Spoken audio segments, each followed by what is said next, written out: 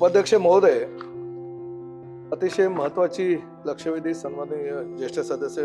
नानाभाऊ पाटोळे यांनी आज सभागृहामध्ये चर्चेला आणलेली आहे।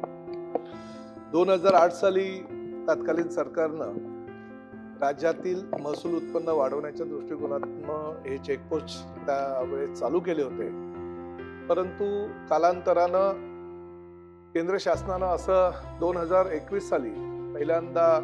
एक पत्र राज्य शासनाला पाठवलं आणि हे चेकपोस्ट जे आहे ते बंद करावे अशा प्रकारची सूचना केली। परंतु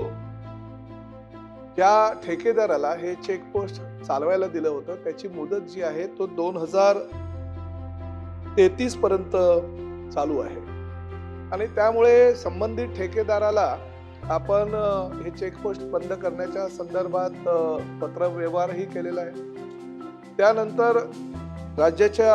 मुख्यमंत्र्यांनी सुद्धा ह्या विषयावर जशी आता तक्रार माननीय नानाभाऊंनी केलेली आहे तशा तक्रारी अनेक चेकपोस्टच्या माध्यमातून लोकप्रतिनिधींनी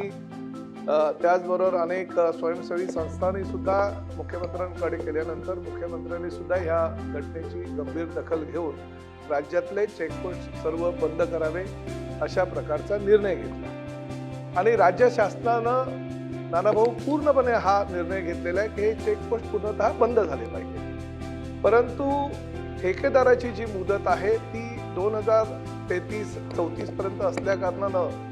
त्या ठेकेदारानं पुढल्या कालावधीची जी रक्कम आहे ती रक्कम राज्य शासनाकडे मागवलेली आहे। 2024 साली अदानी ट्रान्सपोर्ट कंपनीनं हे सर्व चेकपोस्ट घेतलेले असल्या कारणानं 100%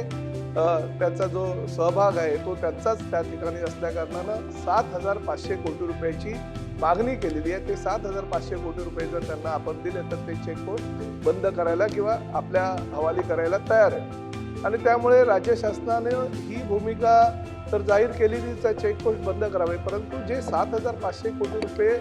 कशा प्रकारे आणि कसे द्यावे हे वित्त खात्याकडे आमच्या मंजुरीने ती फाईल गेलेली आहे।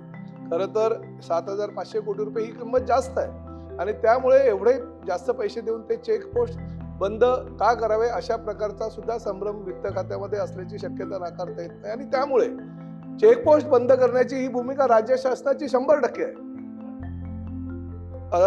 नाही, 2008 साली करार झालेला आहे, म्हणजे काँग्रेसच्याच काळामध्ये नानाभाऊ हे करार झालेले आहेत आणि महायुतीच्या कार्यकाळामध्ये चेकपोस्ट बंद करण्याचा निर्णय माननीय मुख्यमंत्र्यांनी घेतलेला आहे। परंतु 2008 ते 2033 म्हणजे 25 वर्षाच्या कालावधीसाठी तो करार केला होता आणि त्या माध्यमातून त्यांनी पैशाचा भरणा केलेला आहे। सगळे चेकपोस्ट प्रत्येक चेकपोस्टवर त्यांनी बांधकाम केलेलं आहे। 2024 साली ज्या कंपनीने 2008 साली राज्य शासनाबरोबर करार केला होता त्यांनी अदानी ट्रान्सपोर्ट कंपनीला त्यांचे शेअर्स दिलेले आहेत आणि त्यामुळे ते ती जी रक्कम आहे जास्त होत असल्या कारणानं माननीय परिवहन खात्याची मंत्री म्हणून मी स्वतः त्याचबरोबर मुख्यमंत्र्यांनी सुद्धा त्याला परवानगी दिलेली आहे, पण ती रक्कम जी आहे ती जास्त असल्या कारणानं वित्त खात्याकडे ती फाईल गेलेली आहे। परंतु आपली जी भूमिका आहे त्या भूमिकेशी सरकार सुद्धा सहमत आहे, कारण निश्चितपणे अशा अनेक तक्रारी राज्य शासनाकडे प्राप्त झालेल्या असल्या कारणानं त्या बाबतीत सकारात्मक निर्णय राज्य शासन घेईल आणि आपली जी मागणी आहे ती मागणी योग्यच आहे आणि शासनाची सुद्धा तीच भूमिका आहे। उपाध्यक्ष महोदय, सन्माननीय सदस्य नानाभाऊंनी ही मागणी केलेली आहे आणि ज्या भावना व्यक्त केलेल्या सभागृहामध्ये त्याच्याशी मी सुद्धा काही प्रमाणात सहमत आहे, कारण मी स्वतः सुद्धा काही चेकपोस्टवर म्हणजे मध्यंतरीच्या काळामध्ये सोलापूर येथे जात असताना मी स्वतः चेकपोस्टवर गेलो होतो। पूर्णपणे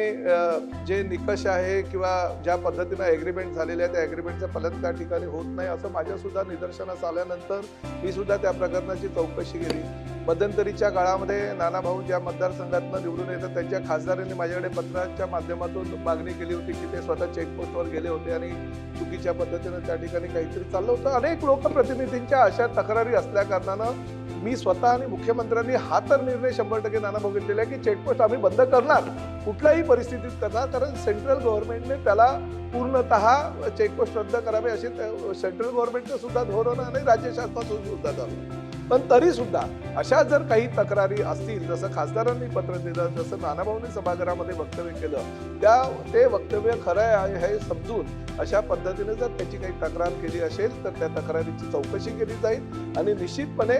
ठेकेदार असू द्या किंवा अधिकारी असू द्या, जर चुकी आढळली तर त्यांच्यावर कारवाई केली.